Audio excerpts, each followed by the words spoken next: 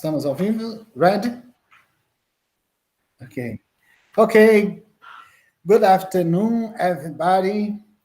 This is a pleasure to be here. I will speak in Portuguese, and my transparency will be in English. Then everyone can follow me.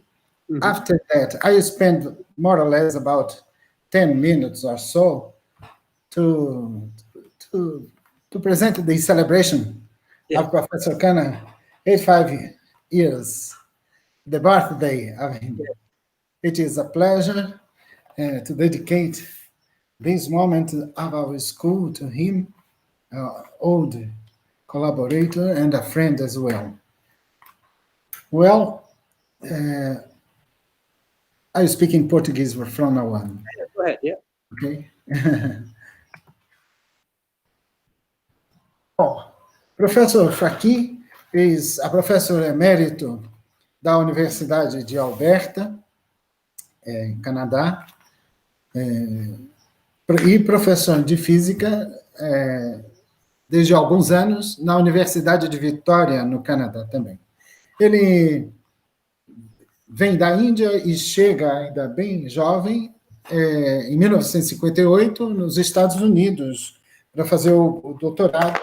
Depois faz pós-docs em diversos lugares e, em 1966, vai para o Canadá numa posição fixa no Chalky River National Laboratory.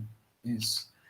E de 1977 a 1984, ele trabalha na agência de financiamento, nosso equivalente CNPq, ou CNPq fortemente aqui.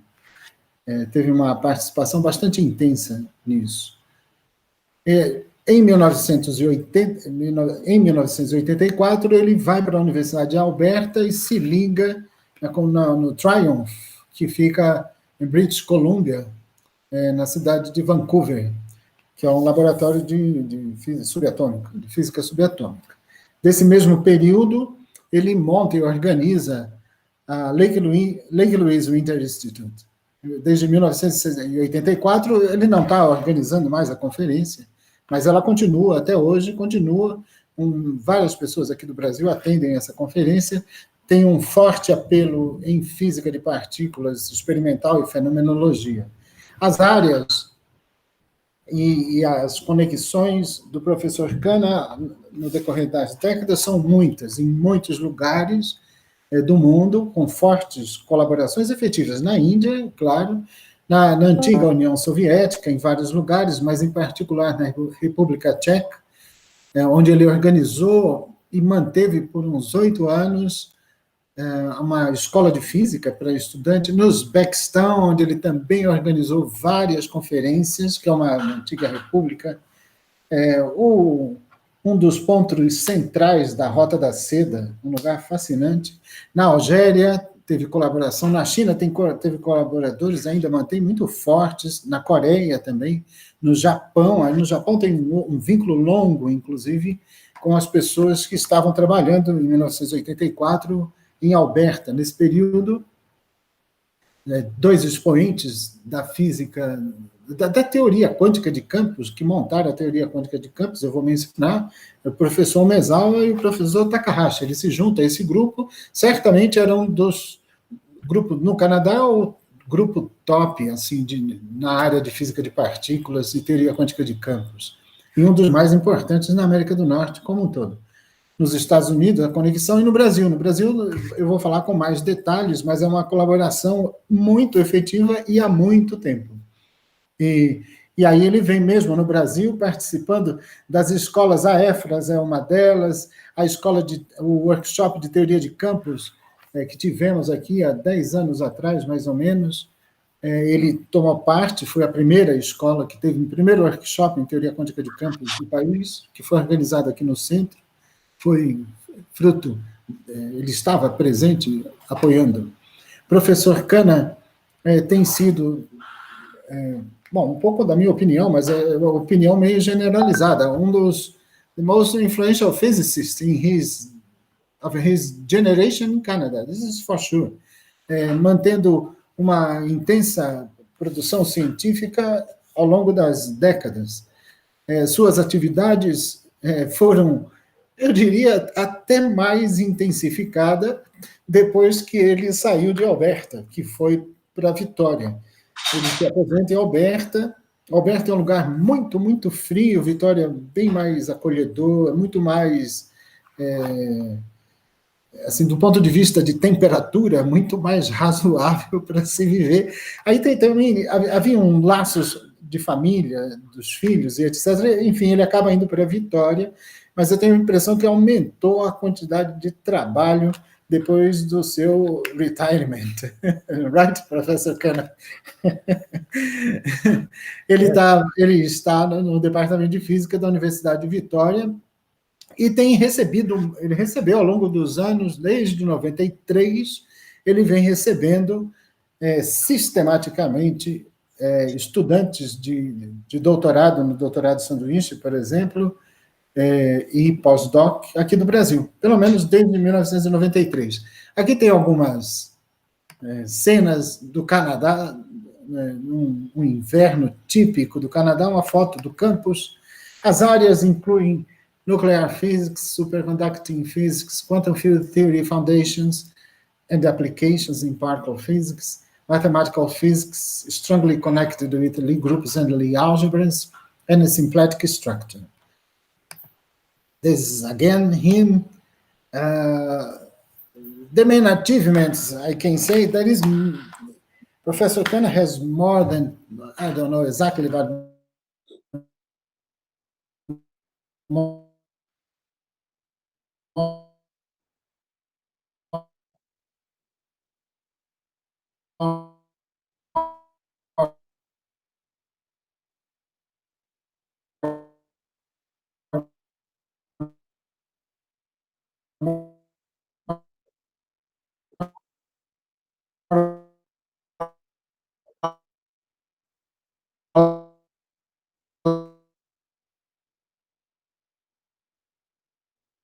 representações de teoria de grupo,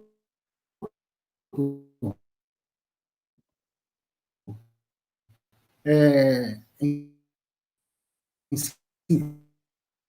simplética estruturas, e posso, sim, estudados teoria de representação em espaços, tendo como espaços de representação a estrutura simplética. Isso deu origem ao que se chama de Symplectic Quantum Field Theory, Symplectic Quantum Mechanics, ou caso não relativístico. Esse tipo de teoria está muito ligado às funções, chamadas funções de Wigner, e, em particular, uma ênfase grande são as teorias de calibre, que é muito difícil de se introduzir com as funções de Wigner. Num outro ponto de vista, em termos de teorias de campos térmicas, é com ele que nasce fortemente o conceito de álgebras térmicas, que é um tipo de representação que leva ou que usa as chamadas simetrias ou grupos de simetria para deduzir aspectos gerais das teorias térmicas, em particular as teorias quânticas de campos termalizadas, e uma generalização disso são as teorias quânticas em tóruns. Um outro ramo, no mesmo sentido, é o estudo da teoria de campo e covariância galileana. É importante enfatizar as contribuições históricas para a teoria quântica de campos do professor Khanna, na colaboração com o Mesawa e o Takahashi, em Alberta, por um longo período, desde 84, quando ele chega. Aqui é o Edmonton, é o Saskatchewan River, o rio de Edmonton, que corta a cidade. Dá para ver que fica completamente congelado. Isso não é trivial, não é? De alcançar. Aqui outra foto, aqui é o rio, né? Uma outra foto da cidade. Alguns aspectos que caracterizam a sua contribuição científica.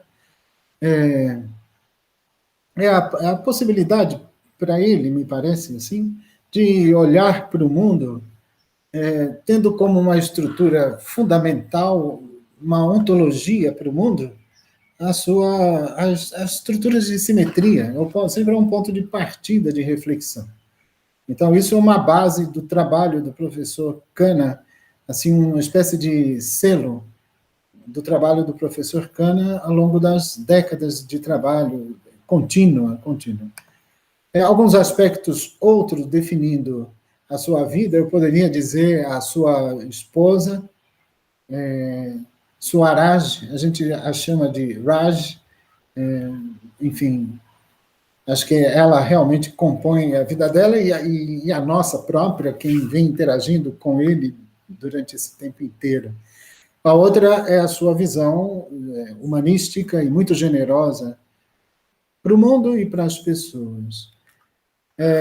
Ele, por um bom tempo, ele vem dando suporte, participa de organizações no Canadá que apoiam os músicos jovens, então eles garantem bolsas e etc. Uma atividade em paralela à sua. Dear friend, dear Professor Khanna, happy birthday, health and a long life. Thank you very much to attend the conference, to be with us, supporting us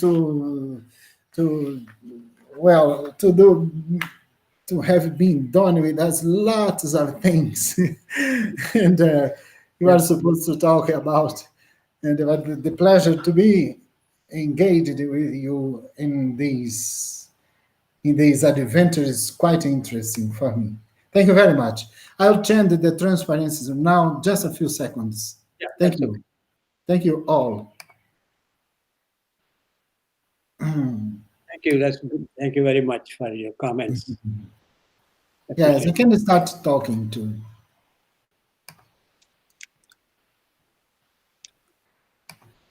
Is available, Professor Khanna.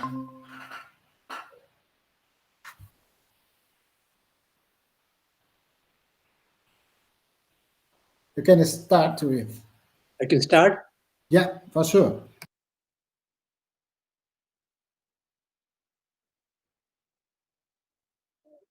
I'm going to start with the fact that I'm grateful to the Roberto Solomoron School of Physics with the International Center of Physics, Institute of Physics, and University of Brasilia. I'm grateful that this invitation to present some ideas and development theoretical physics over the years. I must say that I used to come there every year to Brazil for anywhere from 4 to 6 weeks to talk about physics, to do some physics, and do some enjoyment as well, because Brazil is a wonderful place to visit. My wife joined me and we came there, and we enjoyed a great deal the company of people who are so nice and pleasant and so on, and we really enjoyed that particular part. I'm particularly grateful, really, for the invitation to present some ideas of development of theoretical physics over the years. And I certainly will go on and present many of those ideas to you, which have been carried out with the help from people from Brazil, a number of them, not one, but about, I think you'll see a list later on. There are at least about 10 or maybe 12 people who have worked with me over the years. And at present, we are still working on some people to write some papers and write some new ideas and so on. I'm just giving you here a list of things that I'm going to present in certain ways, and I hope that it'll work out and will be nice to present to you as to what happens. I have brought in the idea of Newton here, because Newton was the one who brought about the physics really to people in the 17th century and 1650 or so. And from that time on, the physics actually increased and became more important, and people followed a great deal as well. And I'll bring out some of those notions to you a little later on. And I will not say it right now, all those things that were done by Newton or other people around them. But you will see that as to what happened really and how they proceeded with that. Now,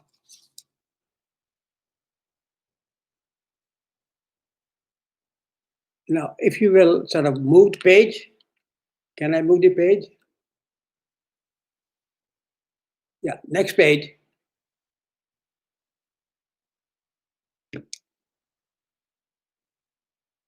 The introduction, as you can see, the brain development in theory period started really, if you think about it, in the year 1687. Probably somewhat earlier than that, because Newton has started to start work on things earlier than that to some extent. And the thing that he presented to us were laws of motion and universal gravity. That was really a tremendous aspect that he brought about to the attention of all the people. And it really became very important for people to do that. And you will notice in a little bit as to how many people got involved with that and brought about new ideas and so on for people, for persons to think about, to carry out, and so on.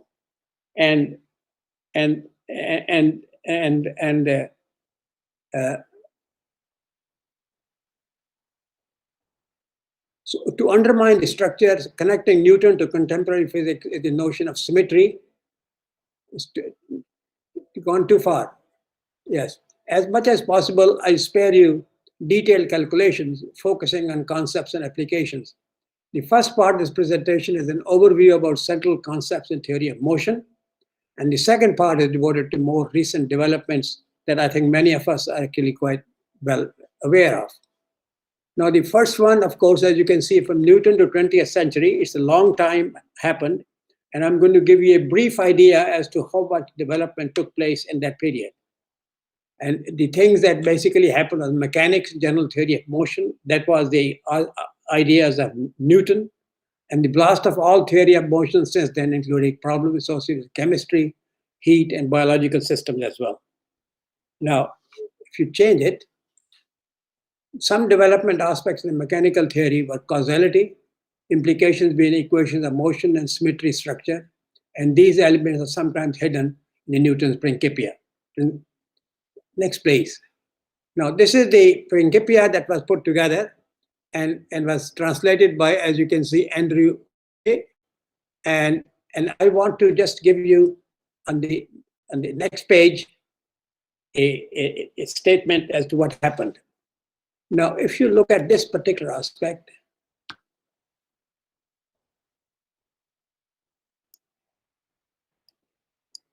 you cannot increase it. But if you read that, there are 3 rules that he talks about. Let me read that rules for you because I think they are rather interesting for a person who's starting out. But this was Newton talking about way back in the 17th century. Now, the first rule that he said was that we have to admit no more causes of natural things than such as are both true and sufficient to explain their appearances. The second rule that was brought about was, therefore, to the same natural effects, we must, as far as possible, assign the same causes. And the third rule that he talked about was the qualities of bodies which admit neither intention nor remission of degrees, which are formed to belong to all the bodies without the reach of our experiments, are to be esteemed the universal qualities of all bodies whatsoever. And so that really takes us to the next aspect of it, which is really rather interesting. And I think if you turn the page, and what you find really is that next page, it comes about with the causality, and they give you implications of equations of motion and symmetry structure. And space and time symmetries are first studied by Lee and Bigner in seminal works, and Weil introduced the notion of gauge symmetry. And from there, I'm going to go back a little bit and tell you about as to what Newton said in some ways. What Newton said was, Newton is known to have said that in the Principia introduction, he stated things like, if I have been further than others, it's by standing on the shoulders of giants. That means he's telling us that there are many other people who are wonderful and great and so on and so forth. And the things that talked about, this implies he's not the first person in detail these topics, but there were others before him working on physics. On the other side of Newton's development brought many others to take up these topics. This may appear to be trivial, but really this was a major effort on physicists to turn their notions, to take up and to devote their effort to develop ideas of other similar matters. Now, before Newton, turn the page. Before Newton, it's important to mention at least two examples. Kepler and his laws of planetary physics appeared before that. And in the year 1619, and Hooke's law was discovered in the year 1660. And the Newton's ideas really developed around that time and after that till he passed away by the end of the century. Many more young physicists turned their attention to spend effort to find new areas. And there are numerous topics that come to light depending upon the consideration and effort of physicists. These include the achievements in the 19th to the beginning of the 20th century that gave rise to the contemporary physics. And if we turn it, we come to the fact that I gave a few names who brought about these things. Dalton brought about atomic theory of matter. Young brought about the kinetic theory, and Fresnel the theory of light, and Faraday laws of force and electric field, and Bose and Joule brought conservation of energy. And Maxwell brought about a very large set of things which include electric and magnetic field equations, and really Boltzmann and electricity and magnetism, that all of us are aware, and we enjoy this aspect so nicely, is that there are electricity everywhere, and the magnetism actually helps us in certain ways as well. And then came the 19th century, and that was Max Planck black body radiation, and the Planck constant came about after a very long period of time. Now, the next one that I want to spend a bit of time is Einstein. That happened in 1905 to 1916. The person who never really did many other aspects. And he started out and he started working out on special relativity, then photoelectric effect, and then even a more wonderful idea, and that was a general relativity, by which you can understand as what's going on in physics, in where we live and where we don't live, and where it happens and what happens, and so on and so forth. And then you find really that this was in the case of in time which was in 1905 to 1916, and Einstein developed all these things in that period, and he was really very respected professor of physics. He knew a great deal, and even though he did not work on things which are not the general relativity, he worked on other topics as well. And one of those, of course, is that he eventually found the Bose-Einstein statistics in 1924. And Bose is a professor from India, and they somehow got involved somewhere, and they brought about the idea of statistics. And we all know that there are various things that we can talk about statistics. And then, of course, a lot of other things start to happen. Niels Bohr, for example, started with atomic nucleon and nucleus and atomic model. And this really was a very tremendous improvement, because from there on, everybody started to work on forming nuclei and atoms. And from there, you can develop many other aspects, which eventually became quantum mechanics. Schrödinger equation was the first one, and Dirac and Schrödinger, Heisenberg, Dirac, and Schrödinger was combined to give us what is now called quantum mechanics. And that, as we know, was the earliest thing that was discovered back in 1920s. Towards the end of 19th century, it brought about an extension of the research in several different areas. This brought forward the start of 20th century, saw a great change in the status of the research and new ideas. It introduced a variety of topics in physics. It started with several outstanding, such as Max Planck, that had studied the important development of black body radiation. Soon after that became Einstein, brought forward special relativity and photoelectric effect, and then general relativity in 1915, which really told us is still used, developed, and the aspects one was looking for. It's really a classical theory in some way, general relativity. We still have not really got complete ideas as to how you can make it to depend upon quantum mechanics. And that really excited many other physicists to pursue their efforts in different directions. And Niels Bohr in 1913 brought about the idea of atomic nucleus, and then the question of structure of atoms and eventually molecules was developed as well, because once we knew all of this aspect, then one could start to make notions as to what is going on in any of these cases. So if we change it, next page.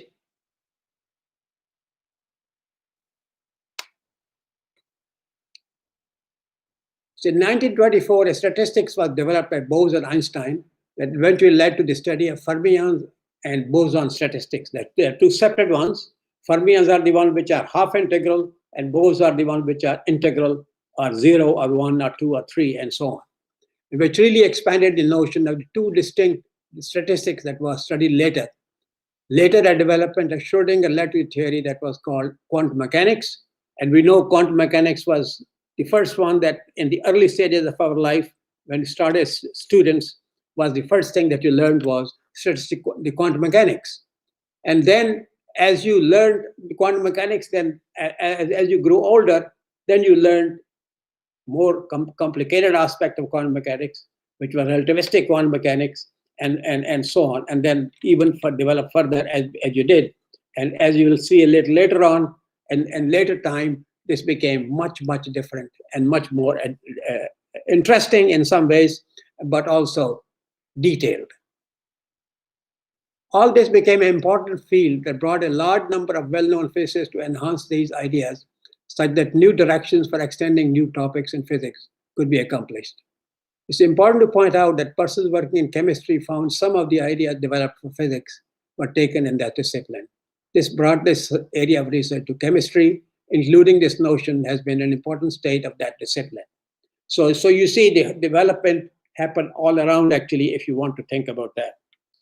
Now, I just considered here some fun aspect at this particular point as well. I want to show some of the things that Newton talked about and things that Einstein talked about. These are for fun at this particular time before we go on to the next part of physics. It's likely interesting to state a few words of the outstanding persons like Newton and Einstein. Newton's made statements, the two of them I'll give here. If I've seen further than others, it's by standing on the shoulders of giants. I mean, even though he was such a great physicist, but he still believed that other people around here who are also as good are equally good as he was. And he learned some things from those also. And they shared those ideas and they were spread out to various different places. And then there is the second one that I've used for Newton. I can calculate the motion of heavenly bodies, but not the madness of people. This is again a statement that made by Newton about this particular aspect, as to considering that you can talk about some positive things, but then there are also some silly things as well that you can talk about, and that's the madness of people. There are always people who do not really like what you're talking about, and they would like to see as to what the things should be. So if we go to the next one, I'll show you what Einstein talked about. And Einstein talked about, I've given 4 of these ideas, which are again statements that he made, because he was really such a person that if you asked him certain things, that he'll give you notions in very pleasant ideas and some hilarious ideas. And the things that are there are, for example, imagination is more important than knowledge. Okay, even though he was a great physicist and wanted to learn those things, but he thought that he could think about those things was a very important part. The next he thought was knowledge is limited imagination and encircles the world. See, knowledge is the one which eventually everybody likes to see, that this is a beautiful thing that you're trying to do. And I would like to learn that also. I'd like to do more things about that, and so on. And then the third one is science without religion is lame. Religion without science is blind. I mean, he was a religious person, but he did not really worry about those sort of aspects at all. And finally, he said gravitation is not responsible for people falling in love. it's not gravitation which brings to a person in love with a man, with a woman, or whatever, and it's gravitation, nothing to do with it. That happens for different reasons, and not for the reason that you want to sort of grab a woman or grab a man or whatever it is. Okay, next one, please. So you see, up to this particular point, there is a variety of topics that were discovered in the 19th century. That's not very far away, as you remember. I think most of us were born in the 19th century. Certainly I was, back in 1935. And this included discovery of muons, Kapitza's superfluidity, Hahn, Meitner, and Strassman's fission, uranium, and Ising model. And then, of course, as you do these things develop, you brought in more and more physics, or more variety, and more differences. And this all depended upon the people who came along. And there were the number of people who were working on physics and trying to find these ideas had increased a great deal. And so therefore, you always had different people who are thinking of new ideas that they would like to present for people and present before them. And for example, I've given an example, quantum electrodynamics is one of them. I mean, that's an example of from ordinary ideas. Then you're getting to much more that electrodynamics you are making in a quantum core as well. And then the question is, when you do the quantum, then there's a parity violation as well, and there's the BCS theory for superconductivity, for which it was not only the Americans and Europeans, but the Russians are involved in that part as well. Now, interactions with the, and 1968. In 1968 is the one when we got quarks, which were really telling you as to what the atoms, what the proton and neutron are made of. They're made of what is called quarks, and there are 3 varieties of those quarks, and then how many get in there and what to produce eventually is up to them. I mean, they can be one quark and anti-quark, and they give you, for example, some atoms.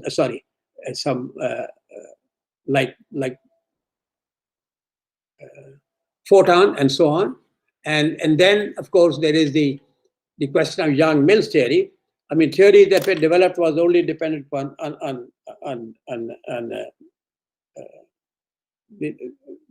but the Young-Mills really was combined not only the old fashion of quantum mechanics, but added new ideas in there, and that made a theory quite different from the one that was done in old-fashioned notions. And then they developed the Ward-Takahashi relations, and those are the ones which really tell you that things as to how they relate and how they change and what the function of time and so on. And for zero and finite temperature, you can change the temperature. And then, of course, Bogoliubov I was mentioning earlier, he's a Russian, and he brought about transformations. That became a very nice idea of doing work in work in double phase space. And finally, there's the question of quantum optics. But in that, even though the number of names you're mentioning is very small, Yang and Mills, I mean, these are the people who actually got Nobel Prize. Yang got a Nobel Prize. Bogoliubov got a Nobel Prize. And Ward and Takahashi did not get a Nobel Prize. They were respected and so on by in general sense. And then eventually became double phase space and quantum optics. I mean, those essentially had their own feeling and interest and so on and so forth, which was carried out by people. And then the other thing that developed was thermodynamics and partition function, topology, compactified field, and application to open systems. I'm going to talk about each of these items from now on, but so far I have provided you with things that had developed actually from the 17th century to the 19th century, and now we are living in 20th century. And so you can see as to how long it has proceeded, and these things keep coming up. Now, the ideas keep coming up from individuals. It is not that I'm giving idea to Ademir or anybody else. They all bring up their ideas, and then we talk about that and we do that. I mean, my visits to Brazil over almost 14 or 15 years, I went every year for about a month, or 6 weeks, or 2 months, and we talked about and worked on and so on and so forth as to new ideas that we can develop, new thoughts we can develop, and so on and so forth. And we did. I mean, we have a large number of publications from between Brazilians and myself. Ademir is certainly one of them, and there are others. And I think since that time, other younger people have come out to work with me also while I'm here in Victoria. I left Edmonton, which was further in, and Victoria is on the ocean on the west side of Canada. And I've been living here now for about more than 7 years. And I have had constantly people coming from Brazil for doing their PhD thesis or other programs that we can do. Alessandro is another person who have done a large number of papers on applications and so on. And so therefore, at this point, what I'm leaving this point, and I'm going to the idea, now give you an idea of each different development that took place from early in 19th century to where we are, so to say, now in some ways. And that's where I may not do all of it, but that's what I intend to do that. So far, all I have brought to your attention is certain aspects of those things, the names of those things, and some of the people who have developed these things. But from now on, I will tell you about the things that they developed. Slowly it happened. For example, Schwinger it was done by the equation of motion, for example, is done back in 1930s. And now we are talking about many other additional features that come about. And I will bring to you each of those ideas so that you will have presence of as to what goes on and what does not go on. Okay, so let's go to the next one, and then I will talk a little bit more. No, the previous one, yeah. Now, Thermofield Dynamics was initiated by Umezawa and Takahashi, and they both were at Edmonton, and when I was a professor there as well, and they had done this before I went there, and I was not the one about the Thermofield Dynamics. Umezawa and Takahashi did that in the 70s, and I went there in 80s. 84 I went there, and then they did this work in 70s. And when I got there, they had already done that. It was used extensively in topics that are finite temperature, and they could do the finite temperature calculations as well. So you don't have to do any other way, and you can just use that particular. I'll show you in about half an hour. This application is quite common in studies at finite temperature, because this is give you a way of doing all these things together and getting results for finite temperature of whatever system that you would like to handle. And this is a very common feature, and this is a very common aspect that people use in order to do calculations, because it does make it a little bit more difficult. On the other hand, the final results come out with very much nicer and very pleasant that you want to look at and you want to deal with. And so this was that time.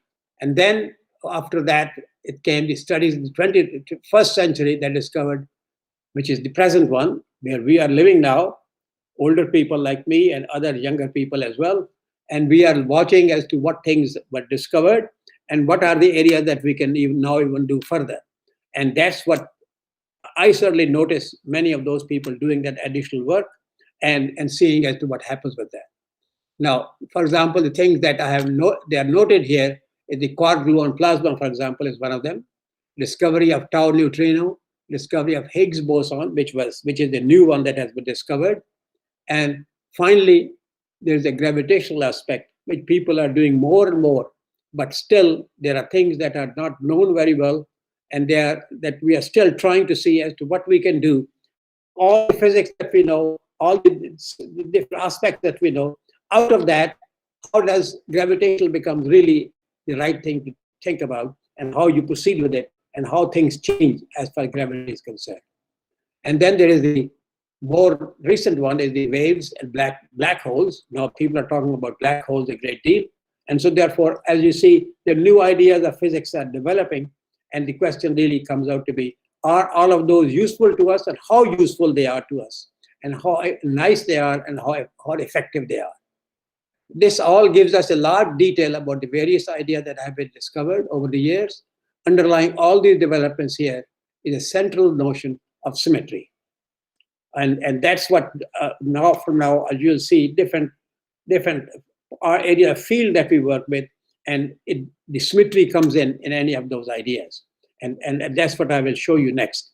And so the first thing after that, really, as so far I have talked to you about ideas and notions in words, but I haven't shown you any equation. And now the question is to talk about and see an equation.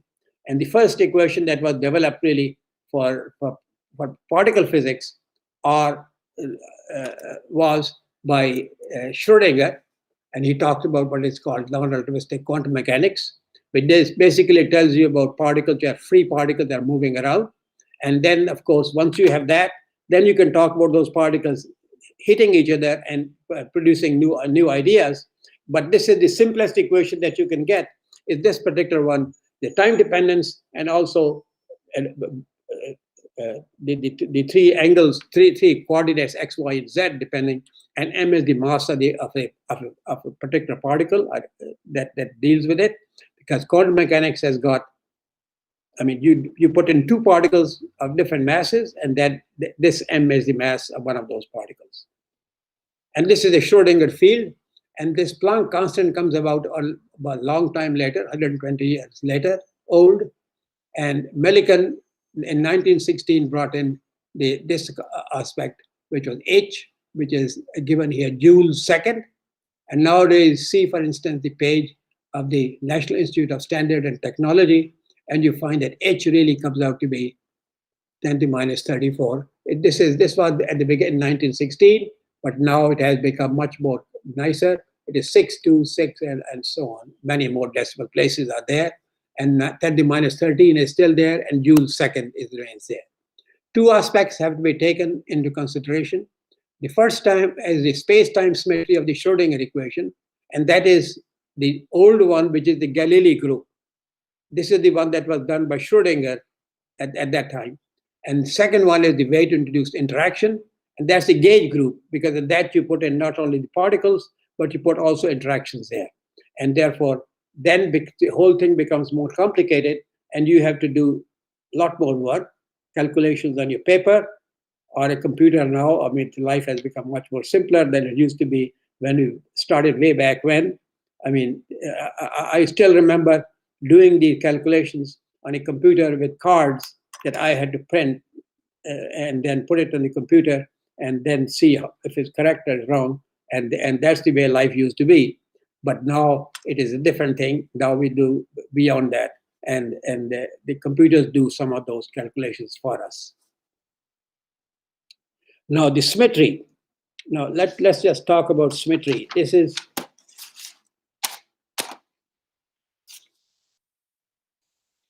the Galilei group. That's the simplest one.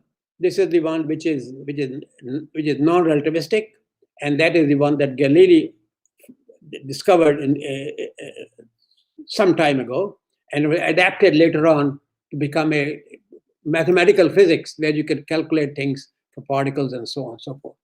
And at that point is the Galilei group is defined by the set of transformation. The first transformation transforms the objects x, t, and something which doesn't depend upon x or t, and that will become x prime, and t prime is a t plus b if there's time left over, and you put that time in there, and then you count from that time on to the present one, and that gives you t prime.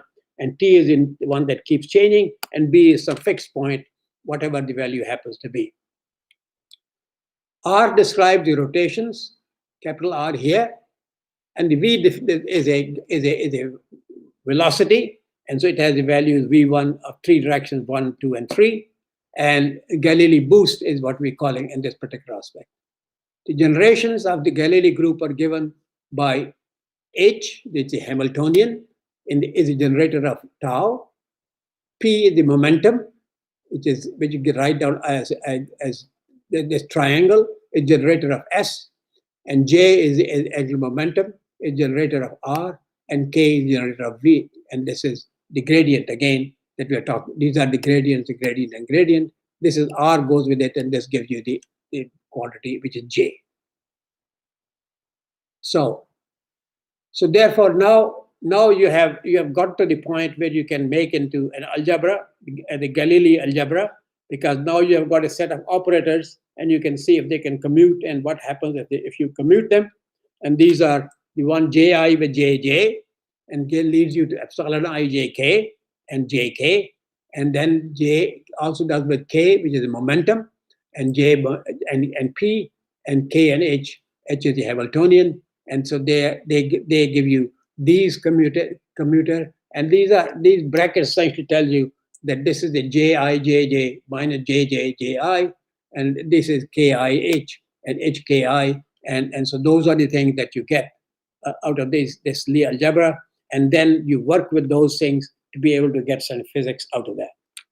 And representation of all this algebra leads naturally to the Schrodinger equation. This was the one discovered by Schrodinger before that, as a starting point as to what you can do with these operators. And this algebra leads naturally to the Schrodinger equation. And then, of course, later on, you find that many other people have done the work, which is not the same, but there are variations of those things. And those are done by Lévy-Leblanc and Takahashi. And there are many others that we can quote. We just quoted two. Takahashi particularly, that we knew them very well. Ademir and myself knew Takahashi very well. He passed away a few years ago, and they did in the 60s and the 70s. But as I said early, in 60s, again they discovered the one which is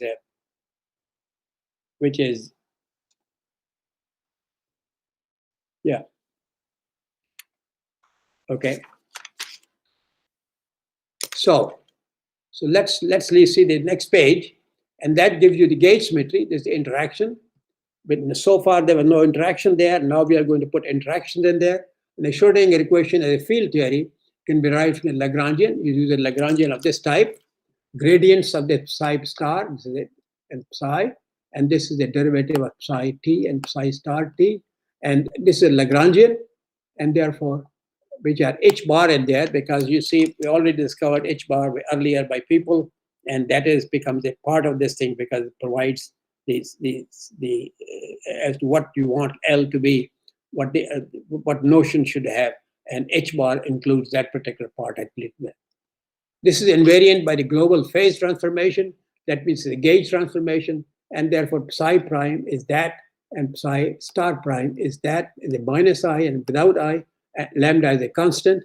Lambda is just number. It is not. It doesn't depend upon any objects. It's important to explore the consequences of local gauge transformation, and that lambda really becomes a function of x and t, and then the life becomes more difficult to calculate, work with these things, and that's what you do. And that is what is called the gauge symmetry. And how to assure the local gauge invariance in original Lagrangian, then you can form a Lagrangian like we did before, where there was no gauge in there. Now we have put a gauge in there, and that makes the whole thing more difficult, longer, bigger, and longer. And we deal with them. We all work with them. We don't give up anything, and it is. But this is basically because the more people come into the game, and each of them wants to find a new way to do things, and they find these new ways to do them, and then the whole physics becomes bigger and larger and so on. And that's exactly what happens in this case. And this, you can see that this equation for the Lagrangian is different from the Lagrangian I wrote down earlier, which was only for a particle. But now you have got a Lagrangian which has got more variables, and that Lagrangian you can again form out that equation of motion, and that equation of motion you can do, and that gives you the gauge symmetry. Now just invariant the Galilean transformation, and by local gauge symmetry, one can do this. The same structures use the quantum relativistic theory called the quantum field theory.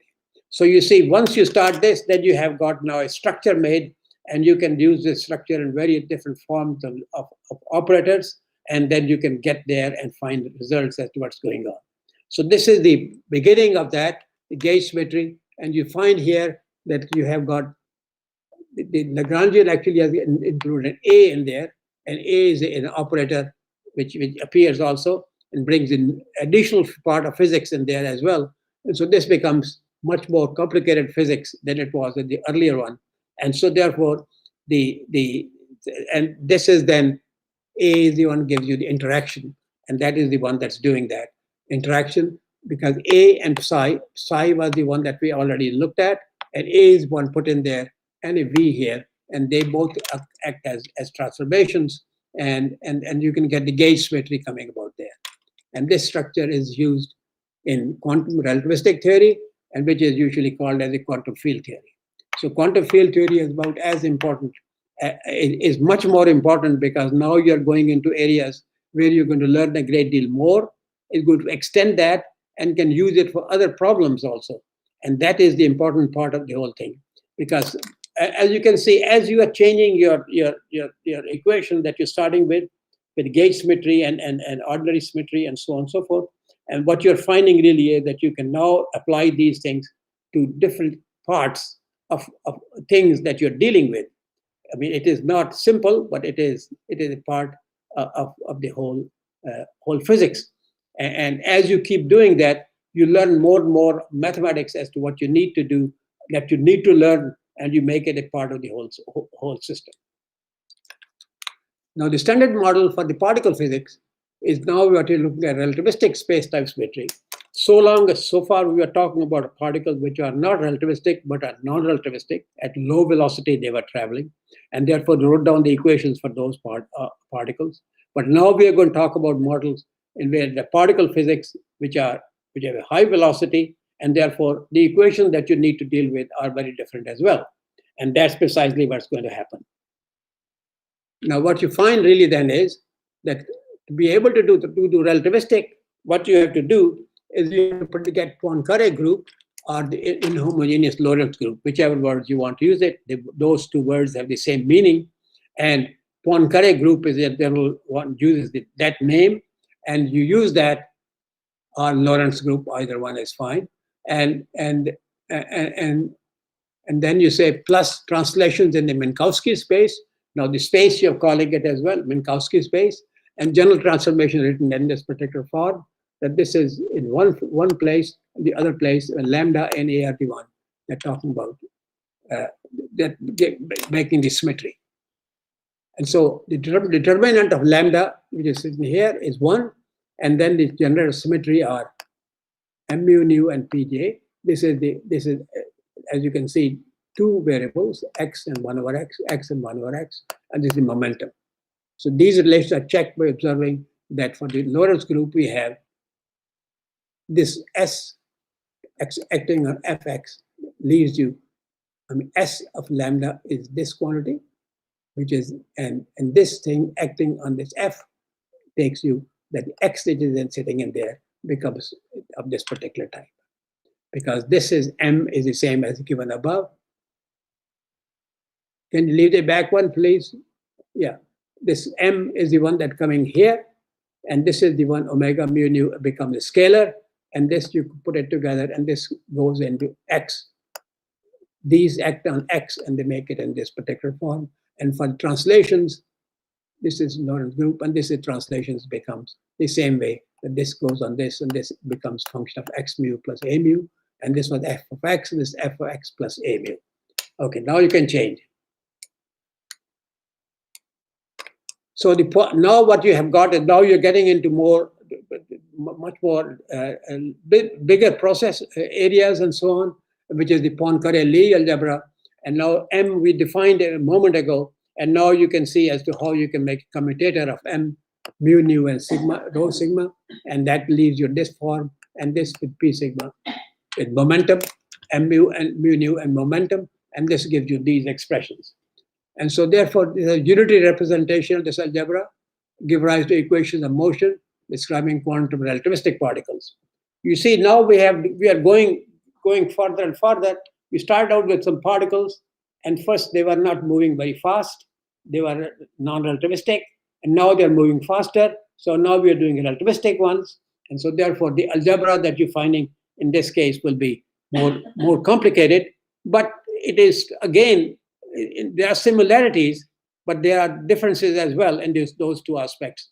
And you have to keep in mind that that this is Poincare, and so therefore this has to a certain character, and the other one, which is non-relativistic, has a different character, and you don't go from one to the other. What you can do is you can start with this Lie group, and then you can make approximations, and you can go back to the older one where it did not depend upon this aspect, but it depended only on there are much simpler equations, which is the usual equation that we talked about a few minutes ago. But these ones that you're looking at make life very much more complicated. But on the other hand, the other one is life complicated as well. But on the other hand, you get to learn to use it, learn to use it, and learn to increase your knowledge as to what sort of things you can do with those things. And this is what you are doing. The simplest one you're deriving is a Klein-Gordon equation, which is a mass finite, but spin zero. So now you see that there's a mass here, but these phi's are just spin zero. There is nothing on that. Phi only depends upon R and T, okay? And there is no phi alpha or whatever it is. I mean, therefore this is so this leads to this equation, and what you find is this is a derivative with respect to alpha, this is a mass, and this is angular momentum. So therefore what you're finding really is that you get in Klein-Gordon equation, it is spin zero, it's massive, that means the mass is finite, and spin is zero, so therefore there is no label on phi, because if there is a spin, then phi would have a label which tell you it's one label or two labels or three labels, and that tells you as what kind of complicated structure of this operator, this object phi is in these equations. So let's go to the next one. So now the previous one had no the particles, there was no label on that. And here now you have a particle, but Dirac field is actually spin half particles. So therefore, automatically when you write them down as a psi, and put gamma in there, gamma is a 4x4 object, which you need. If these objects are spin half particles, then you need that quantity gamma to be a 4x4 object. And then these psi and psi bar, they are 4-component objects, and 4 components divided into 2 and 2 objects. And then you can take it back to the one that we talked about earlier, which was the Schrodinger equation. Okay, but this has additional features in there, and therefore what you have is this is Lagrangian, and the equation of motion you get is this one. We have a gamma mu, which is a 4x4 object, and the mass, and this is the derivative with respect to mu is 1 to 4 or 1 to 4, and so therefore mu is also depends upon it's a 4-component object, and you can make a 2-component, and you can keep a 4-component, or you can make a 0-component. It's your choice. Okay, next. Okay, so now there's a question of gauge symmetry. What is a gauge? The Lagrangian density of n pre-Dirac fermions is written down in this particular form. Okay, this is the same that we just saw it in the last page, that Dirac fermions are of this particular type. The psi here is the one which is the fermion that we talked about a moment ago, and this is gamma is the one which is the 4x4 object, and therefore when you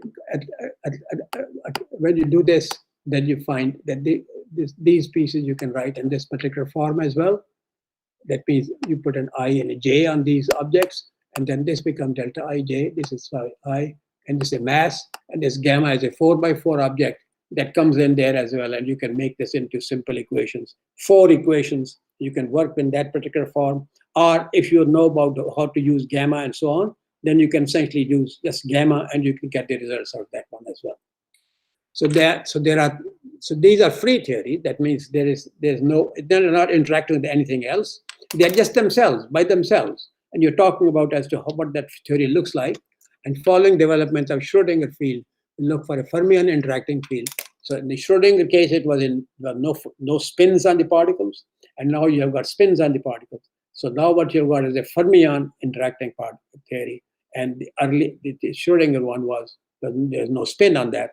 So therefore, this is The Dirac one, or the gauge symmetry, is really required in this particular case to be able to get to work with that.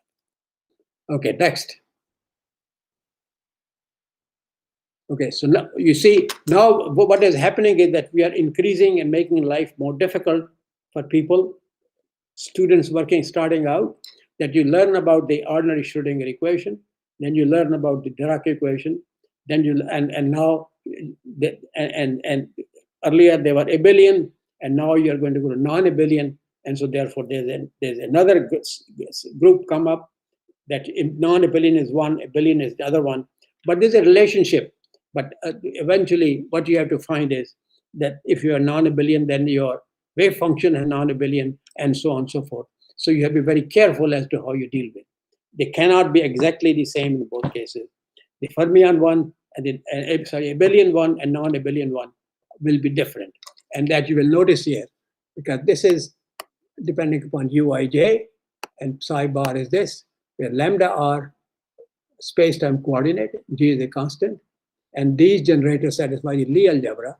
That means this T that appears here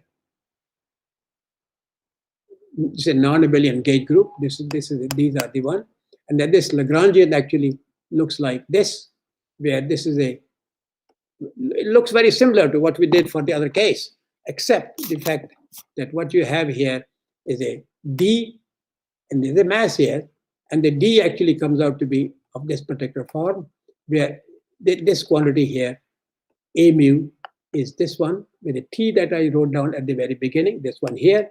And so therefore this A mu X is actually A mu R T R. And so therefore you have another piece added in there. So your life is becoming more complicated. It's possible to do that, but still life is getting complicated. And therefore you have a coordinates X, you've got derivative with respect to mu, you've got an A mu, you have a G here, there is also a constant included, but then you have a T also acting there. And that T tells you that system that you're looking at is non-abelian. And that is the number that appeared at the very beginning. And so therefore this became this operator Tj, and that is the one that's telling you that you have got more complication. So you see, you started with Schrodinger equation, you went to abelian equation, now you went to non-abelian equation. And so as you go from one step to next, you're getting more and more complicated.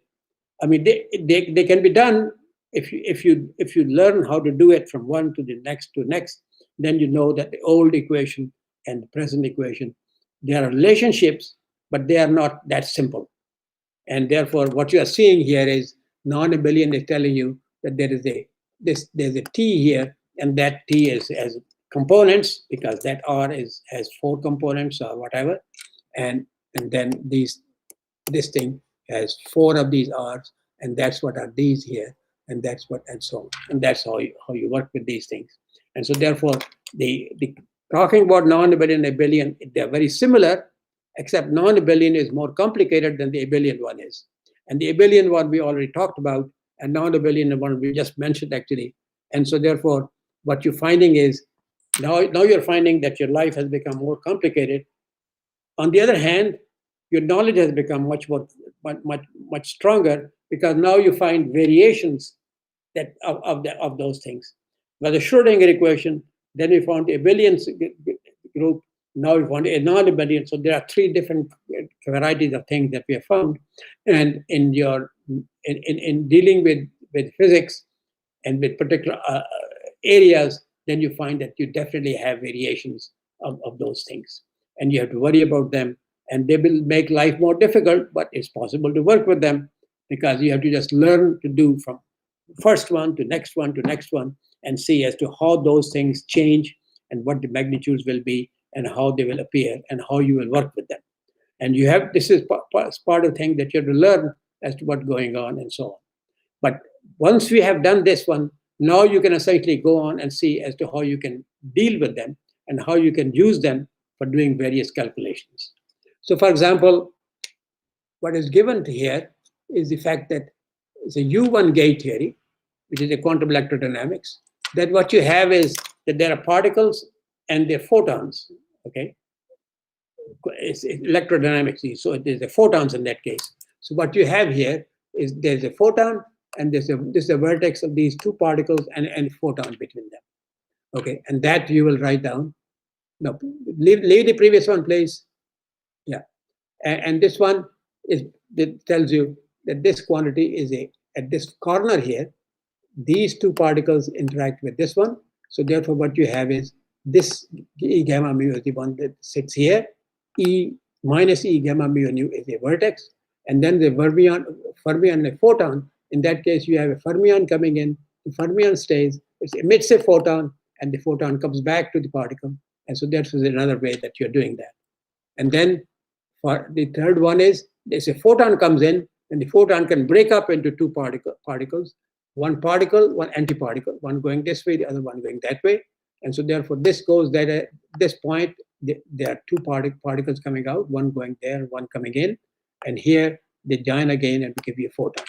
So therefore, what you find therefore is that if your basic theory had this, to start with these things, then, and the fermions, in that case, you find that these features will appear, and you can calculate things based on that, which is the photon coming in and photon coming out, and what process happens in between that goes into it. This is the quantum electrodynamics. QED is a quantum electrodynamics, and these are the basic loops that you will get for quantum electrodynamics. And they are difficult, but they are not that bad. I mean, it is if you learn how to deal with these different objects, then you learn as to how to deal with more difficult aspects the same way as well. Okay, so next. Okay, so now that's the abelian one. So now, now you can deal with non-abelian one, and the simplest one that you can deal with non-abelian one is that you put in chromodynamics is called. And the chromodynamics means that what you have is what you had before was a U2, now what you have is an SU3. So these are the basic vertex that you get here are these SU3. So what you see then is that a quark can go into gluon. There's a quark coming in and the gluon goes out. And the gluon goes to ghost. So these coming in and this becomes that. And so therefore what you're finding is that these are the different features that appear in these cases. And therefore you can calculate these things by using this particular part. So therefore, because this is non-abelian, that was abelian. Abelian was simpler. Non-abelian becomes more complicated. But again, it is the same way. I mean, SU3 gives you one aspect, and then you just put those aspects in there, TIJR, IJR. And so therefore, you have got all those things covered up by doing this particular process. Okay, next. Okay, and then you have got these aspects as well. You can have a non-abelian standard model. You can have three gluons, one gluon, two gluon, three. One comes in and two go out, not go out, but they are going in different directions. And there are four gluons as well, this is three gluons, which is RST. These are four. And so what you're finding is there'll be a quantity which is like this. Okay. And this is because each of those has to have an index that you can find and you can get out of that. So what you have got then, what you have done so far is that you have found a abelian gauge group, which is the U1, that means only one component, which is electrodynamics, and non-abelian one, which in this case is SU3. And so therefore, in that case, what you have is a electroweak interaction, you have a strong interaction. And now you can ask the question about gravity. We don't know that, but it's a possibility that one may be able to find something which relates to gravity as well. But we really know at this point, electroweak and strong interactions. And then after this detail that we have talked about, which is really Yang-Mills field actually, and now what you're going is making a quantum field theory. That means we are going to make life more difficult, but on the other hand, to be able to put those things together in a simple manner that you can see and you can work with and so on. And the program developed in that case is really by Feynman, Schwinger, Tomonaga, and Bogoliubov. Those are the four people who mainly developed that, but many other people brought forward ideas which didn't make them complicated, but make them easier to work with. And that was an important component there.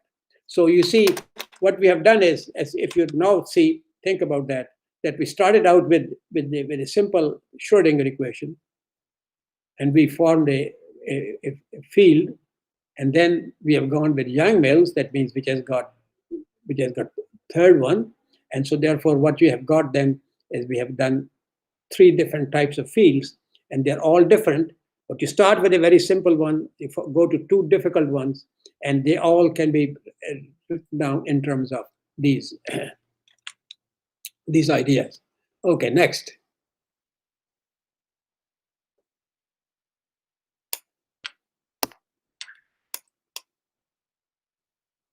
Okay, so now what you have got is that we have done those the 3 things, and now you have to find what is called the quantum field theory, which really have new concepts, because field theory is the one in which you have really particles which are moving. Well, we'll just see here. There's interaction, which is a gauge symmetry. And there's a diagrammatic technique one can use. There's a spontaneous symmetry breaking and mass as well. An elementary particle described by a quantum field. That means particle that you see, usually any particle that you're dealing with. I mean, proton, neutron, whatever you want to deal with. An inequivalence of vacuum, and there's the antiparticle, because every particle then has an antiparticle as well. If it's a proton, then there's an antiproton also. If it's a neutron, there's an antineutron also. The electron, there's an anti-electron also, and so on. And then there are antiparticles with any particle that you've got, that we just talked about a moment ago in Yang-Mills field or in the old quantum mechanics. And then the confinement, deconfinement is the other part of it. Do they stay inside or do they go out? Do they disappear? And so on. And that's the next part of it. So you see, the quantum field theory has new concepts, new ideas that can be done. You deal greatly with symmetry and so on, and you deal with all these things also. Now, here it is the interesting part that was done, which is the fact that what has been done is that in a standard model, what you find is what are the particles eventually that you have discovered, or have you found actually in anywhere. And you see, there are, what is discovered is quarks and leptons. Leptons are the one, like electron is a lepton, okay, and the muon is a lepton, okay. And then, so then what you have is quarks, which are 1, 2, 3, 1, 2, 3, and they have particular properties there: up charm top, down strain bottom, that they are related. These two and these two, and then this is one part, quarks. Then there are lepton, that means like electron, but electron has got different varieties as well. And then what you have got is electron, muon, and tau. And so then you have got the particle of this one, electron neutrino, muon neutrino, and tau neutrino. So this field here, you have got quarks and leptons of the different varieties. And then what you have got is these are particles which have got spins, half or 1 or whatever it is. And then you have got on this side particles which have got 0 or 1, or it can be 2 also, but not many particles have got 2. So therefore what you have got is a 0 or 1, a gluon, and a photon, a boson, and a boson. Okay, and so they really connected to these particles as well. And more recently, maybe the last 10 years or so, we have discovered a new particle which is called Higgs, and this is this particle here. And so therefore what you have got is, as you can see, 6 and 6, 12 and 4, 16 and 17 particles in there. Okay, and you have got really, I mean, you can make more particles by different charge on it and so on, and that becomes 61 elementary particles.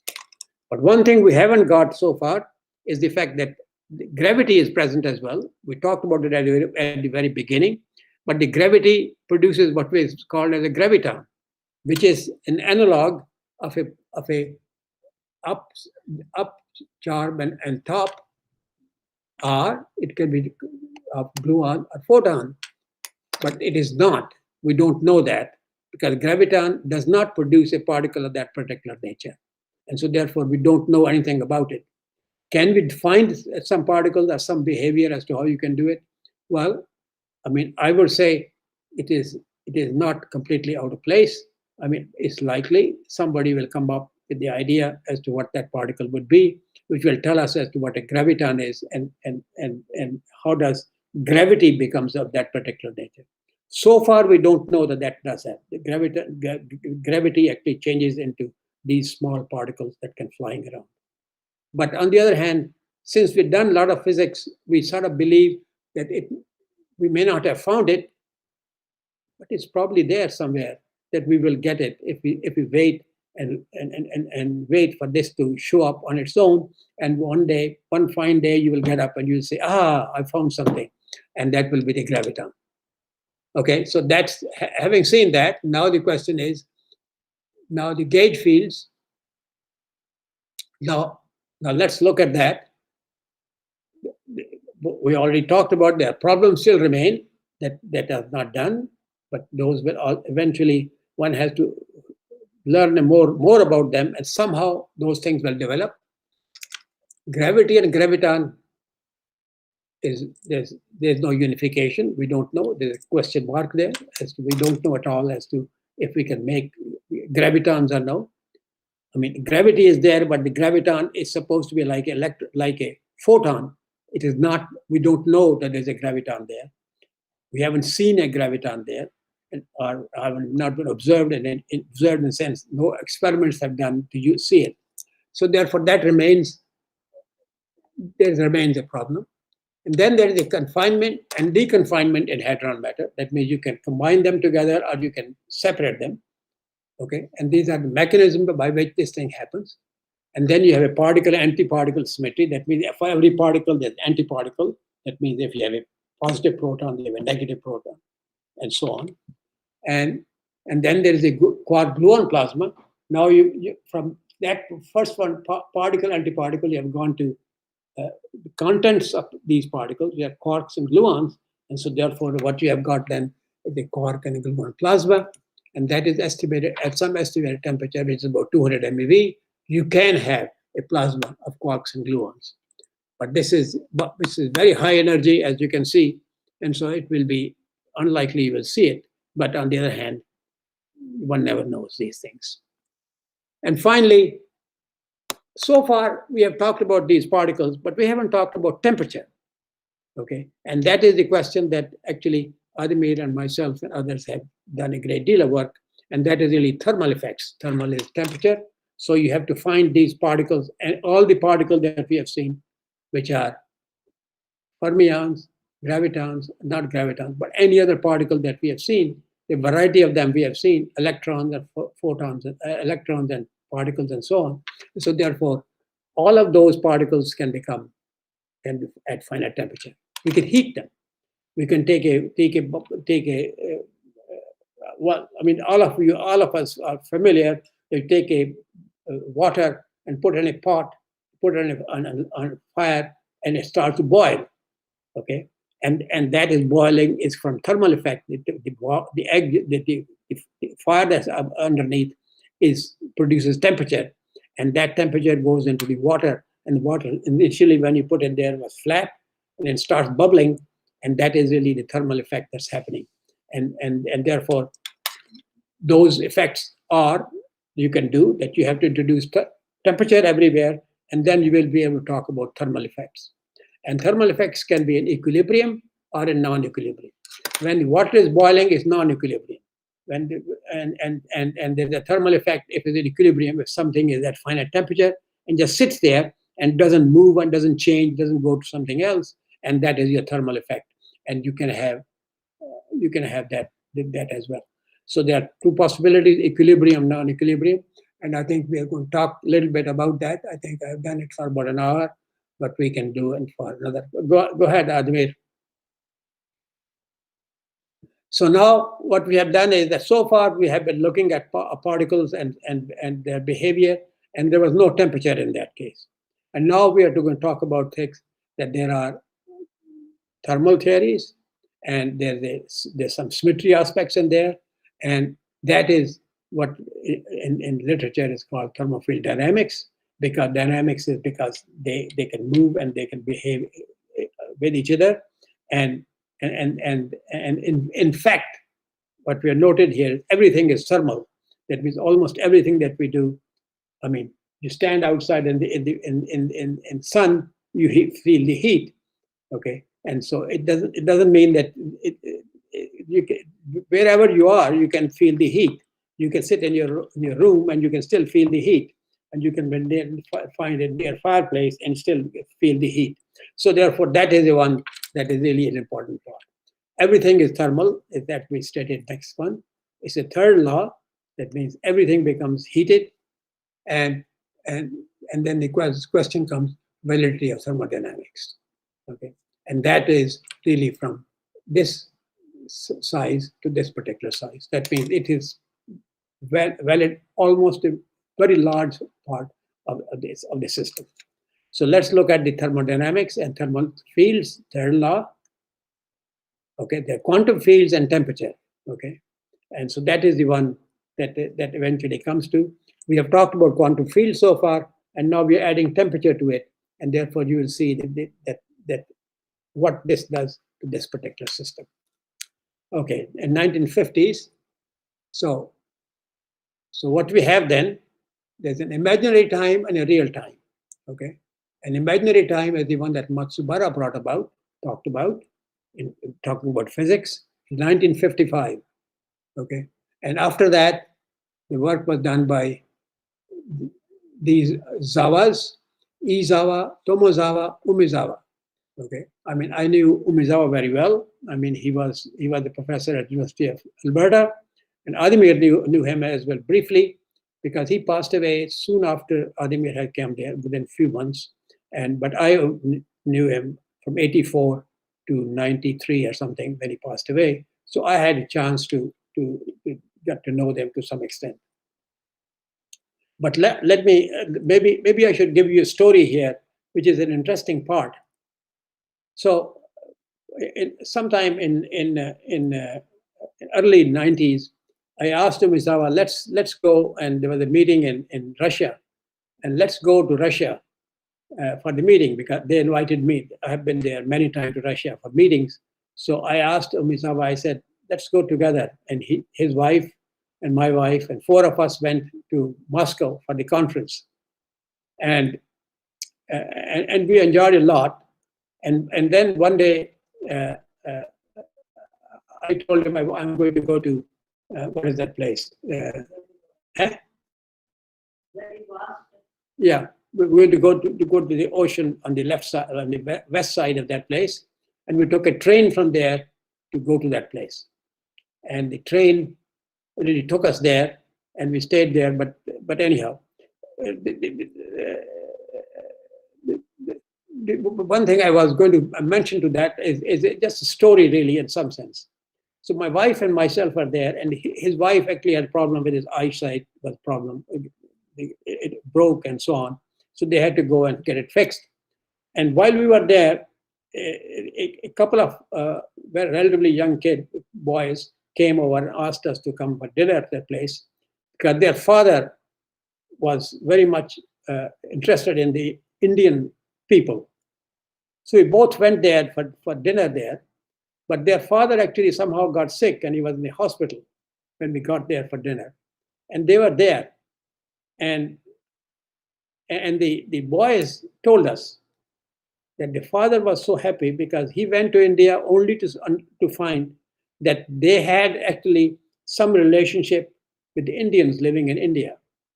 And which is actually true. A long time ago, this was true. The people actually went all over the place. And so this is the story they told us. And we were amazed by that story. And I'm sure it's true. And their father was not there to tell us. But those two boys were quite serious to telling us as to what really happened. Because their father spent about 6 or 8 months in India trying to see as to what language is there and how does it relate and so on and so forth. And he reached the conclusion that the language related to the language that they had learned. And they are from Ukraine, actually, but they learned actually in Russia. So they were quite happy and enjoyable and so on and so forth. So anyhow, so that was this part. And then the imaginary time is that. And then there is a real temperature. And then we have people who are interested in that.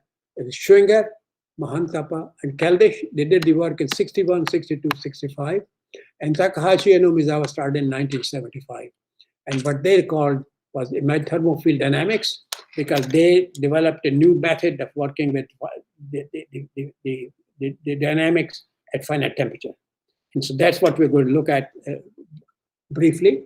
I mean, I think we have done about an hour, but we can go on. Okay, next. Okay, so the imaginary time was the one developed by Matsubara in 1955. And he basically said that ensemble average of an observable A, you can put temperature in there, and that temperature is beta, actually. Beta is 1 over kT. And so therefore, the temperature expectation value of any operator A or Z is of this particular type. And then they Matsubara put in the KMS condition. That means there are bosons, and the bosons behave in this particular fashion. And then there's a thermal propagator, which tells you it depends upon temperature. Beta is the temperature, and this becomes a function of beta, where the Green's function becomes an x minus y, which is there, and that beta really is of this particular type. Okay, and then they learned about the periodicity, and the Green's function that you have got here, for the scalar field, you can write in this particular form, where the k and k and 0 have magnitudes of this particular nature. Okay, so this is the one that was developed by these people. And then the integral, next page, the real-time integral Fourier representation of G beta, Gx minus y beta, was done by Kadanoff and Bain and Dolan and Jakiv back in 1962 and 1974. It was a wonderful piece of work, because it allowed us to carry out finite temperature calculations relatively easy if you learned that and you are able to play with them and so on. And so this is what it's telling you here, that the G, which depends upon temperature beta, on this one, and G0 is your free, quote unquote, 0. So it depends upon G0P plus these quantities, where G0P being this, and therefore the quantity V that appears here, VB squared, has a behavior of this particular type. So therefore, this Green's function is the one that you actually eventually use, and that is the Fourier representation of Gx minus y beta, and that's the most important part of the whole thing, to be able to do finite temperature calculations. And I think with Ademir, myself, and others have actually worked on these finite temperature calculations, a great deal, and the number of papers that we have got out in the literature. Okay, go on to the next one. So that then leads us to thermofield dynamics, and that's the development that Takahashi and Umezawa did back in 1975, because they decided that there's a better way to deal with finite temperature on these things, and they decided in 1975 that single field mode will be of this particular type, and therefore you can see a state which is 0 beta, such that this A expectation value is of this particular type. And this is the same as this, sorry. So the expectation value is same as this. So these two are equal as well. And O of beta is not a vector of the original Hilbert space. If 0 beta is of this particular type, then coefficient Gn cannot be C numbers. Okay. So it is a 0 of beta is a different aspect than the original Hilbert space. And that is what is defined, that 0 beta is really behavior of this type, where Gn depends upon has this behavior. Okay, and Gn cannot be C numbers, but they are expressions that can be used. Okay, go ahead. Now, doubling of the Hilbert space. So what they did was they doubled the Hilbert space. They did N and M. They're two different spaces they put together. And this is the N and an M. But M is tilde. It is not the same as N, but it's different. And therefore, you don't have to count that in final calculation that you do. You only deal with N, which is the real one. So N and M tilde. So the N gives you the real behavior, and tilde part is the one which is this, the second phase that they developed in there. And so therefore, 0 beta is this. And then one can go that En really is equal to Wn, goes to Z of beta, which is one of this quantity and this behavior. But this is the usual way that you write that. And thermal vacuum can be written in terms of the vacuum with double space, which is this particular time. Okay, and this is 2 by 2 Kelvin showing a real-time propagator. This is a vacuum state here talking about, but now you've got two ones, 0 and 0 tilde. This was actually, initially we started with 0, with one state at the beginning, but now we have got 0 and a 0 tilde. So we have got two spaces, but 0 tilde is never going to be used. Everything is going to be calculated with 0 state. And that's what eventually comes out to be the finite temperature calculations. Okay, next. Okay, and then you see, you can do G0 beta, P beta, and therefore those are the Green's function, and V actually is of that particular type. And this TFD, just one moment, the TFD basic elements doubling and a Bogoliubov transformation. There are two things by going, and that's the way to do the finite temperature calculations. And that's actually both Ademir and myself learned from Umizawa. I learned before Ademir arrived there. So then this is the method that we use actually to calculate things at finite temperature. Okay, now next one. Now real time, positive aspects, effect of T is separate from flat space contribution, representation theory, symmetry, possibility of to treat systems non-equilibrium. Okay, that's positive aspects. And the initial problems are KMS condition and topological implication, meaning of the doubling, the meaning of all thermal states. Okay, I mean that doubling is done by Umizawa, and then we have followed it ever since in our calculations. This is a number of people who are listening to us. They probably have done that as well. I mean, I have worked with them on many of those papers, and we have done, that's what we have done. And this is the one part of these problems were solved by the use of a group symmetry representation, thermal groups that we did, some Ademir and myself, and then more bigger one with George and Ademir. Malbusen. I mean, they used to come there to Edmonton, and we used to do a lot of work together. And I think they won that. This paper is from Edmonton.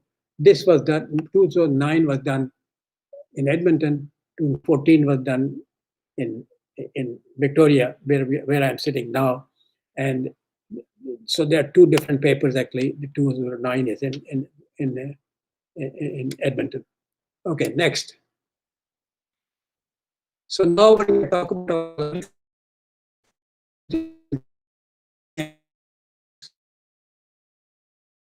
boundary conditions and with the Wick rotation and so on, and we can do the Klein-Gordon equation, which is the one that's mentioned here. So this is a KMS condition behavior, and this is a new different way that we are showing here as to what is going on. Okay, next. Now one can talk about the topological structures, and this is the one that Birrell and Ford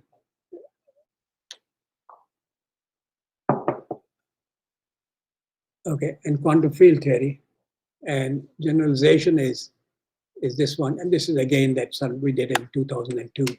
We worked together. So this is becoming a little bit more recent in some ways. Okay, next, Ademir. Okay, so then symmetry and compactification. When thermofield dynamics is the real time, doubling in degrees of freedom, and Bogoliubov transformation gives you the bring temperature, thermofield dynamics, and that is imaginary time in this one. And doubling in thermal theories lead us to this particular behavior. And the kinematic wave variables, time evolution generators, observables, and time invariant of these different types of operators that appear in these equations. Okay, Ademir. Okay, kinematic variables, usually the observable are generators, and however we can consider this observables and generators together, and then generators go away, and this is the one that gives us the answer that we're looking for. Okay, next.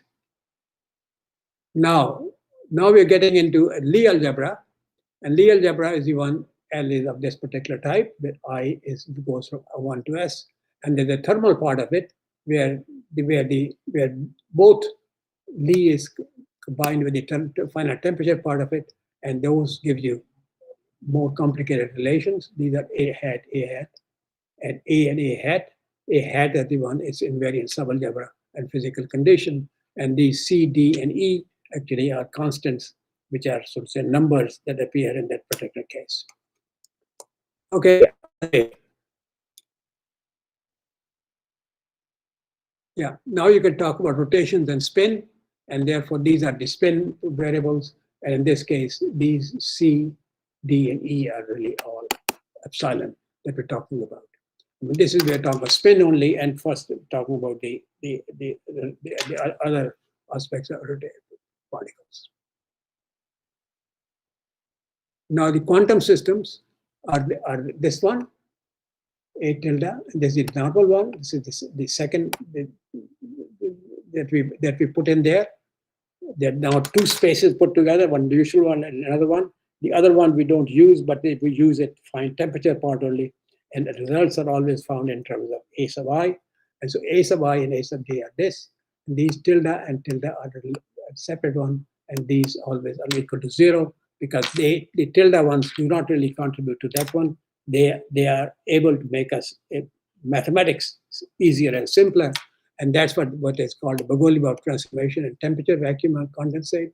And so these are these aspects, and these can lead these things to A tilde to A tilde and function of beta as well. And this is the one which is the Bogoliubov transformation, and therefore that gives you the tilde operator that we're talking about here. And so therefore gives this one and the combination of this one and this one. And the physics that we come out with only will depend upon AI, and A tilde and so on will not play the direct role in the final results that we get out of that. Okay, and the thermal algebra now you find is the fact that you see the first three are without the hats, then you put the hats on, and then you get both hats on. So this is the thermal algebra of Poincaré, and this, as you can see, is quite complicated, but that's necessary for doing the calculation. There you have no choice. For example, this one, as you can see, is quite long. The Clyde-Gordon field is one that next to describe phi and phi tilde. Those are the two fields you have done. One has got a U beta, and the other one has got 0 beta, and then there's 0 tilde, and U is the one that comes in there. And so therefore, that is the one that becomes complicated. And your Klein-Gordon equation field you can do at finite temperature. At the beginning, as you notice that we did the calculation at 0 temperature, and now we are doing the calculation at finite temperature. Okay. Now, toroidal theory, boundary effects and gravity. And now what you're looking at is life becoming a little bit more complicated, but it is things that we have looked at and we have carried out and done them. And d-dimensional manifold bosons and fermions, and then you can put them together. And the compactification parameter is this one. And then you can combine those two operators, and you can deal with them and get all the answer that you want to get out of it. Okay. Now you can do double Green's function. Okay, and then you can calculate Casimir effect, and Casimir effect is calculated by using Maxwell and Dirac free fields, and it's Maxwell and Dirac free fields, and you combine them together, and you can come out with the results for the Casimir effect. And the electromagnetic field is the same way. I mean, it is. There are a lot of things missing in there, so it's very hard to explain to you as to what it is. But basically, the idea really you find is that there's a hat of specs and without hat, and those are play an important role. And but the answer that you get eventually is only without hat aspects. And the energy a function of temperature is of this type. The T temperature beta is 1 kBT. And then you can do the same thing for electromagnetic field, and therefore you come out with our next one. Yeah. And Dirac field, the same way you can do that, and you can get this particular result. But for finite temperature will be TT4 with some 7 pi square or 60, and there's combination relationship that has been put together in those cases. Now, quadrilateral plasma is the same thing. One can do that, and that is the one that QCD Lagrangian is. In this case, now you're doing QCD and not the regular one, and so therefore you find, well, more equations and so on. I won't go into detail of that because it doesn't help. I cannot explain that detail in there. And then there are gluons, and the gluons then will also, one can deal with that. We get these beautiful relations that Ademir has got. And go on, Ademir, next one. Yeah, cosmic pressure he gives there, putting quarks and gluons together, and then you can get this quarks and gluons, and then you can get this. It's longer and so on, but all of this thing is possible to do. And the Grasnow model is the other one, which was done by it's a Grossi, not Bruce, Gross. So it's Lagrangian is that, and then this the effective model for QCD, and one loop phase transition, and the thermal corrections come out to be there. And finite Matsubara description, this particular correction to the coupling constant, and so we can make thermal corrections at the vertex there. And second order phase transition, the same way one can make corrections at that particular point. Okay, next one. These are hard to explain in detail as to what is going on, but it's go on, Ademir. In a torus at finite temperature, one can do the same similar Lagrangian, and you can go through that, and we have done that, and it is in a physics report published in 2014, and there was a PRD report as well in 2012. So it is consistent with lattice QCD. Okay, Ademir.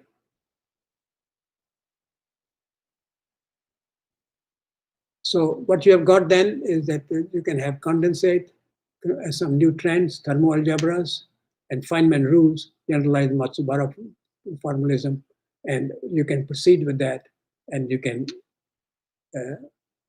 you can get some of the thermoalgebras and all kinds of stuff like that and so on. Okay, next. So this is thanks very much to Brazil, in association with with them over decades, at least three decades, and we had a chance to Adolfo and George and Ademir came there to Edmonton. The other people, Ronnie, and Vienna didn't come, but Alexandro has come there, and this passed away. So I think it's, I mean, some people have come to me in Victoria, and some of them have come there in Edmonton. And so we are still continuing with that.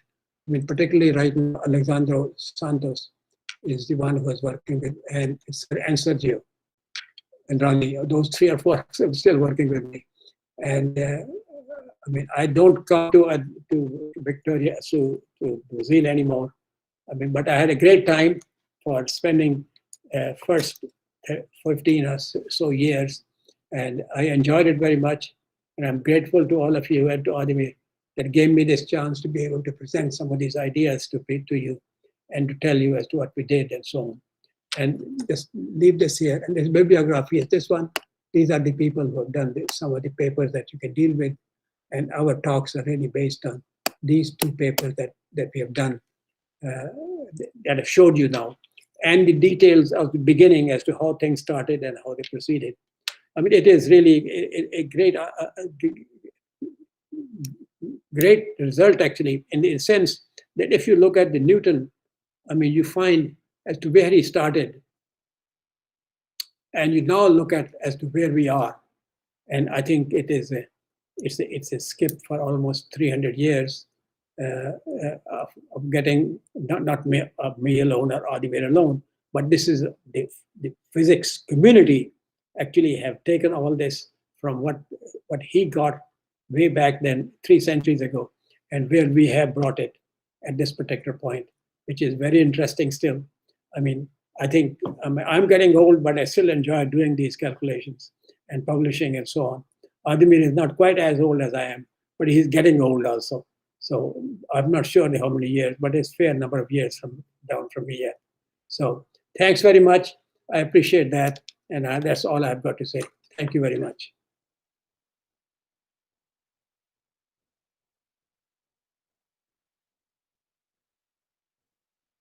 Thank you, Professor Khanna. Let us ask questions. We have a few minutes for. Yeah, sure. It's fine. It's fine. No problem. I don't know if there is some answer, some questions here. I can take the presentation. Yeah. Eduardo.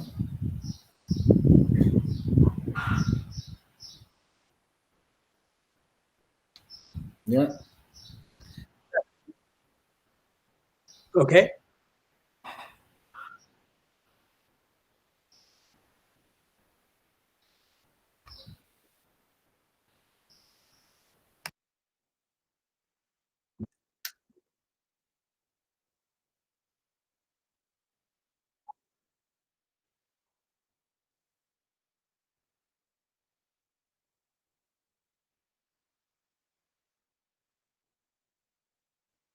Well, go ahead, say it. I mean, Admir can translate if I cannot understand. Go ahead, ask the question.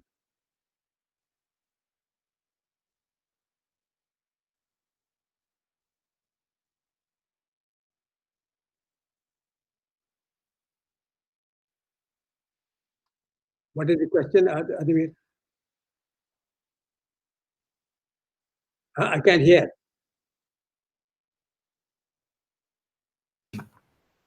I see. How quantum chaos manifests itself in thermal quantum field theory? Chaos, quantum chaos. How to appear that? Did you get? No, I didn't get what. Say it again. Someone is asking you about how does quantum chaos manifest itself in thermal quantum field theory? Chaos, chaotic things, how it appears there.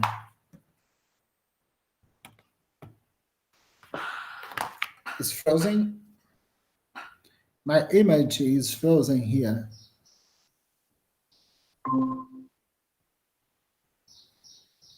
Did you get me? I couldn't get the question, so I cannot answer. That's why. They didn't understand the question, so I cannot answer.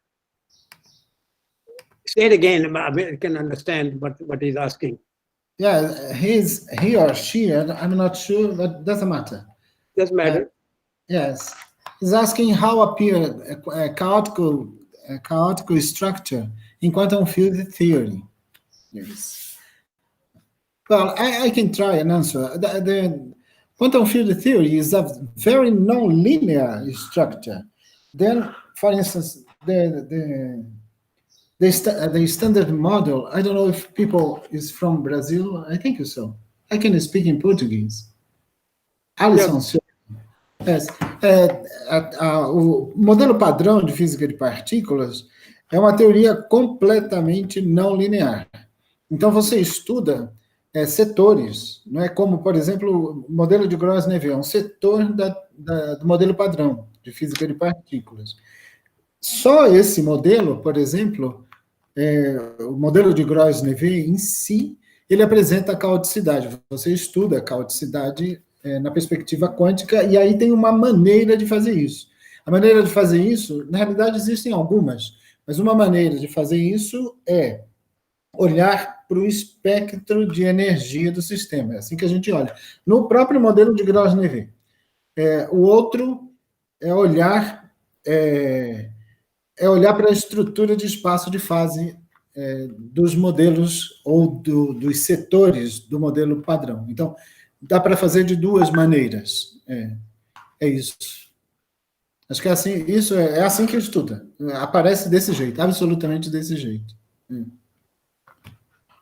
O problema de caoticidade. E existe, porque é absolutamente não linear. Só essa questão, Eduardo? Então, did you get me, Professor Khanna? No. No, he's not hearing me. That's okay. Well, I can answer for you. That's not. It's essentially the Grosvenor model. In the Grosvenor model, we have chaotic solutions. We identify them. For instance, this is an example. Yes. Yeah.